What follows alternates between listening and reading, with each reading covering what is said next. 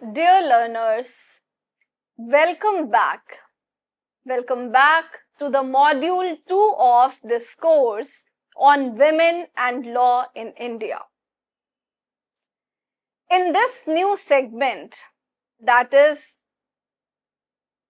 on Constitution, which will be on Constitution, we will be exploring the basics about the longest written constitution of the world, and that is the Constitution of India. The Constitution, which provides a framework of governance and which exists there as the upholder of rights and interests of the diverse sections of the society. It is very important to understand, to know how did this Constitution come into existence? Who were the framers of Indian Constitution? What kinds of deliberations took place in the Constituent Assembly of India? And when we talk about Constituent Assembly, what about the voices and concerns of women within the assembly? So, welcome to this segment on constitutional values and framers of the Indian Constitution.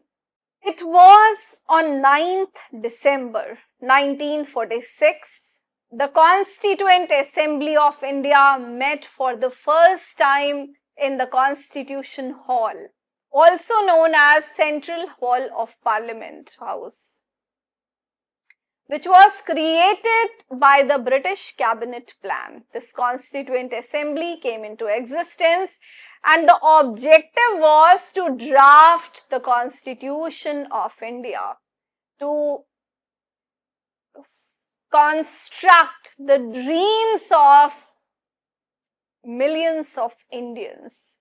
You must have watched, and if you had not watched till now, then I would suggest that please watch this documentary titled as Samvidhan by Shyam Benegal. This is a 10 episodes documentary and it gives us it actually encapsulates what had happened within the assembly on different issues, what kind of discussions took place, what were the agreements and disagreements among the members of Constituent Assembly, how did it all start and how did it all end, and then the process through which we got this lengthiest document of the world, the lengthiest constitution of the world, which is having a number of other unique features associated with it.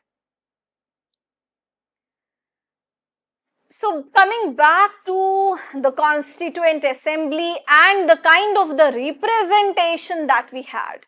So it had members from minority communities within it, such as Frank Anthony, Manu Masani, Gurmukh Singh, Maulana Abul Kalam Azad, and many others. Hasrat Mohani was also there. In addition to this, we have 15 women members, women architects of the modern India, women architects of the Constitution of India, who were part of the assembly and who contributed, when you will go to the Constituent Assembly debates, if you are interested in this idea of framers of the Indian Constitution and the kind of the deliberations that took place within the assembly, then you can always go back to the Constituent Assembly debates, and then there you will get a glimpse and insight into what had happened, what were the major issues of discussions.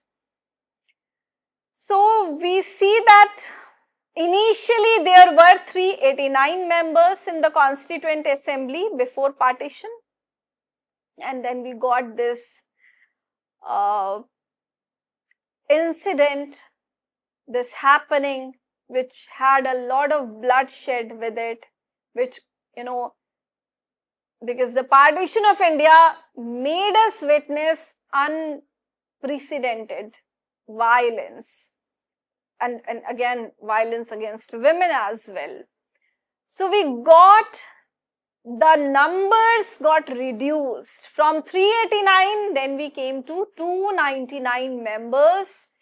And out of these 299 members, 12 were elected from provinces, and then 229 members were elected from 12 provinces, and then we had 70 members nominated from princely states.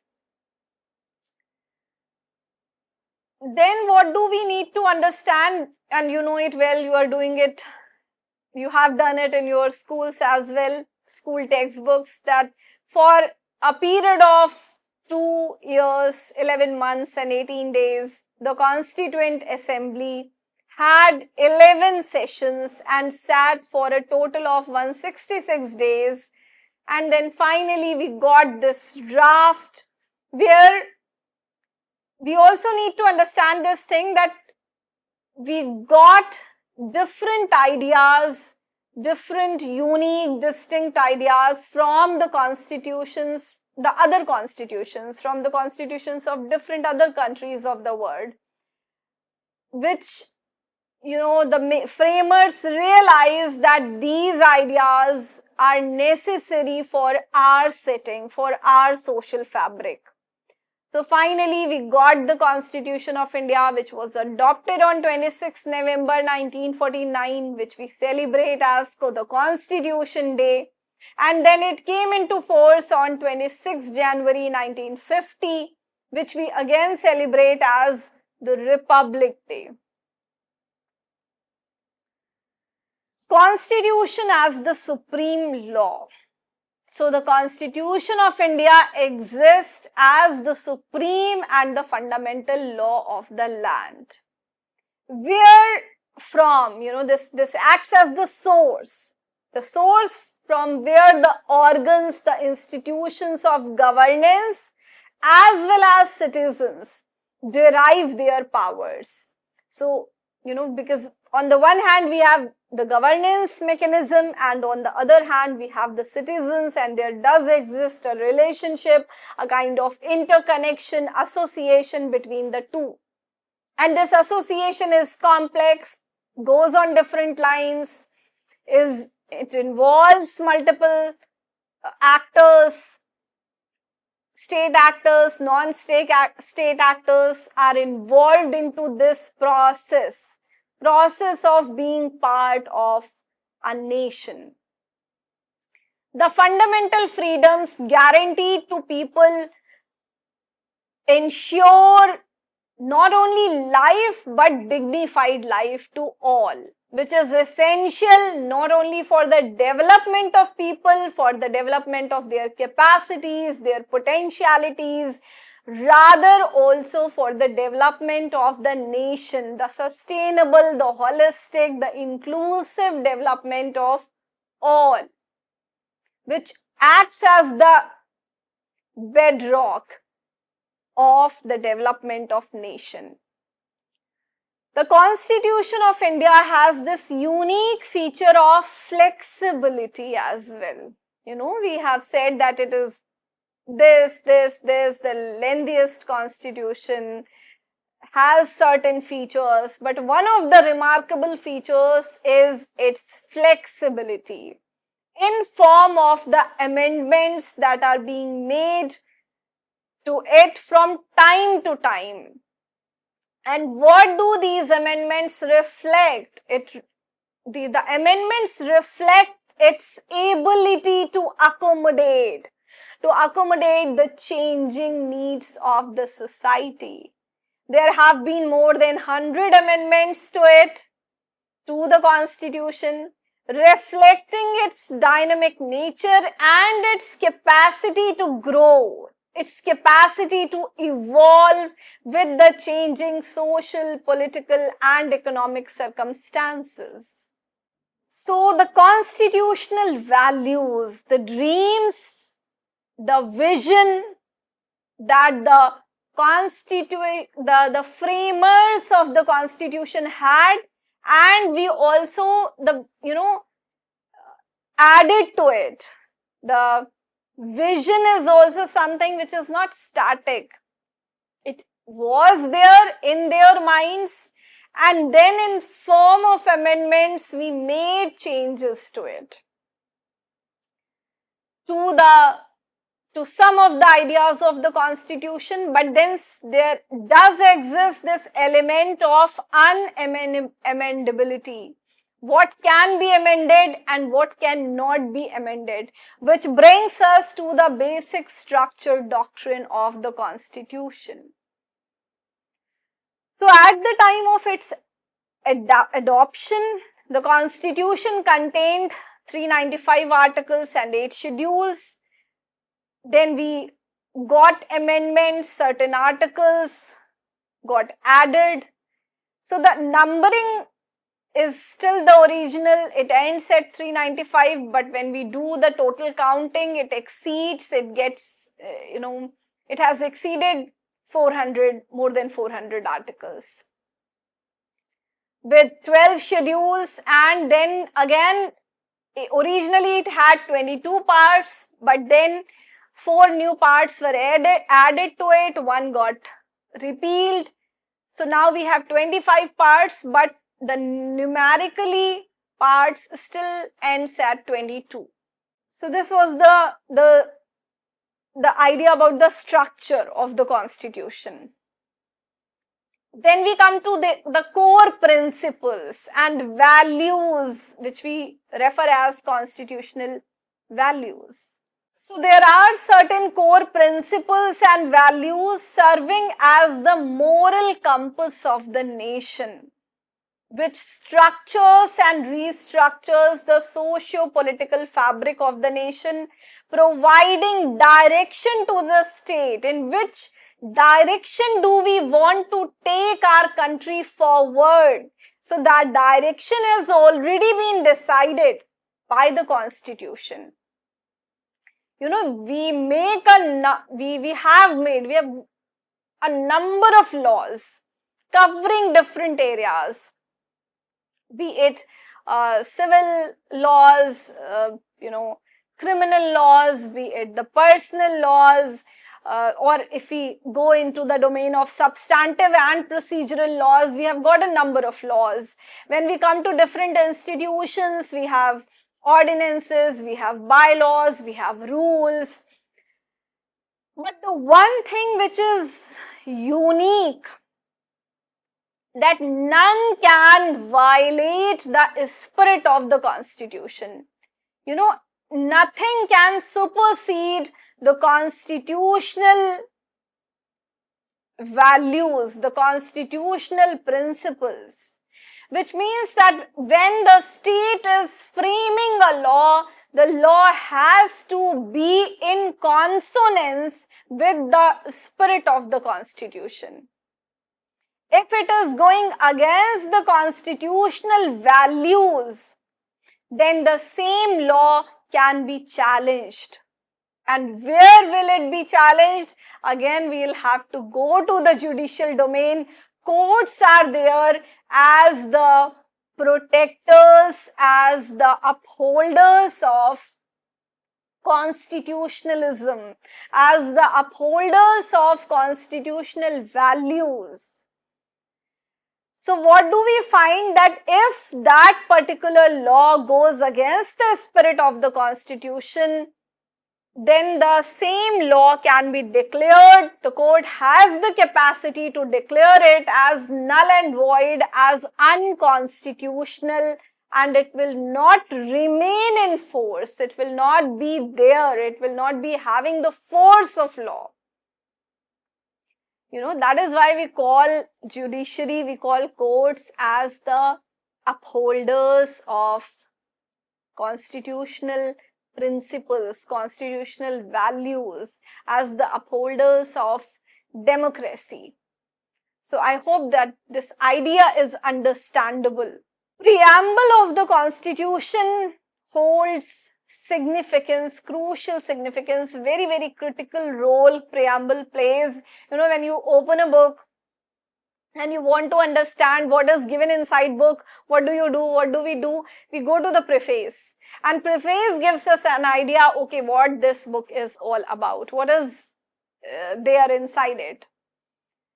So, preamble gives us a glimpse into the word of the Constitution. Preamble, it is the crux, it is the core of the philosophy of the Indian Constitution. When we read the preamble, we are clear. We get to know, okay, what is the basic philosophy of Indian Constitution, and we will deal with the preamble in the next session. We'll go into its details, but because we are trying to understand the constitutional values, we need to know that the preamble of the Constitution, with its focus on sovereignty, socialism, secularism, democracy, justice, equality, liberty, and fraternity, what does it do? It provides both the structural and substantive values. When we say justice, then we go into the social justice, political justice, economic justice. And then we find later in the Constitution that, okay, directive principles of state policies are there, state policy is there, and those principles, what do? They open up, they expand the idea of economic and social justice. That is why we need to understand the crucial role played by the preamble in understanding the Constitution of India. While Parliament has the power to amend the Constitution, we do have this basic structure of the Constitution. And we got this case, 1973, Keshwanand Bharti versus State of Kerala. Again, we'll do it in detail when we will be discussing the preamble of the Indian Constitution in the next session, coming sessions. But we need to understand this basic idea that Parliament can bring changes, can make amendments, but it cannot amend, it cannot alter the core values, it cannot alter the core framework of the Constitution, and that is why this is known as the basic structure doctrine. So I hope that this vision of the framers of the Indian Constitution is clear to you, that what idea, what dreams, what vision do they have, did they have at that time. And when you go to specifically to Dr. Bhim Rao Ambedkar's writings, you will find a number of promises and apprehensions as well. Hopes were also there, are there. And then you also get to know a lot of apprehensions, fear in the writings of Dr. B.R. Ambedkar, where he's talking about majoritarianism, the threats associated with majoritarianism, and how can a balance be acquired, how can democracy actually, how can the spirit, the essence of democracy be preserved? What do we need for that? And I'll end this segment with the statement by Dr. Bhim Rao Ambedkar, where he says that Constitution is not a mere lawyer's document. It is a vehicle of life, and its spirit is always the spirit of age. We cannot understand it, we cannot take the Constitution of India as something which will be consulted only by lawyers or only by the people who are present within the courtroom, or who are practicing law. No, it is not the case. It is the vehicle of life. Why is it a vehicle of life, and how does it become a vehicle of life? What kind of life does it provide? So when it becomes the guarantor, when it becomes the protector of the rights, not of a particular segment, not of few people, rather of all the people who are there within that democratic setup, then only it becomes a vehicle of life. And how do we implement those constitutional principles? The spirit of constitution is very, very important for our nation, for the future of our country. And we need to save this spirit. We need to actually implement this spirit. And this spirit is again not there only in the courtrooms, only in the spaces where law is being practiced. The spirit of constitution revolves, it penetrates deep into the society. It is there around us. How do we treat other people? How do we treat marginalized people? How do we behave? How do we converse? How do we engage with people of other identities, other groups, other collectivities? This idea must be governed by the spirit of the Constitution. Then only we'll be able to safeguard constitutional principles, and we'll be able to implement those values, those principles in reality, in spirit. Thank you so much.